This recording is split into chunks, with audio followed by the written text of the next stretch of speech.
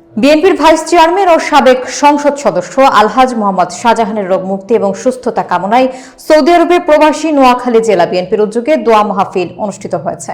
বিস্তারিত থাকছে এম মেহেদুর খানের প্রতিবেদনে।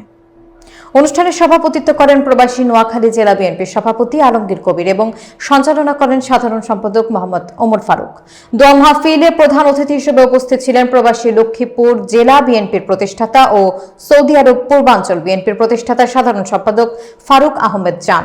বিশেষ অতিথি হিসেবে উপস্থিত ছিলেন রাজবাড়ী জেলা মহিলা দলের সিনিয়র যুগ্ম সাধারণ সম্পাদক সোনিয়া আক্তার স্মৃতি, নোয়াখালী জেলা বিএনপির প্রধান উপদেষ্টা মোহাম্মদ জাহাঙ্গীর আলম, সিনিয়র সহসভাপতি মোহাম্মদ মিজানুর রহমান এবং উপদেষ্টা মোহাম্মদ মাসুদ রানা। বক্তারা আলহাজ মোহাম্মদ শাহজাহানের দীর্ঘায়ু ও সুস্থতা কামনা করেন এবং তার দলীয় ত্যাগ ও সাহসিকতার প্রশংসা করেন। দোয়া মাহফিলে মাওলানা আরিফুল ইসলামের নেতৃত্বে বিশেষ মোনাজাত অনুষ্ঠিত হয়। অনুষ্ঠান শেষে প্রবাসী নেতারা আলহাজ মোহাম্মদ শাহজাহানের দ্রুত সুস্থতা কামনা করে তার অবদানের কথা স্মরণ করেন।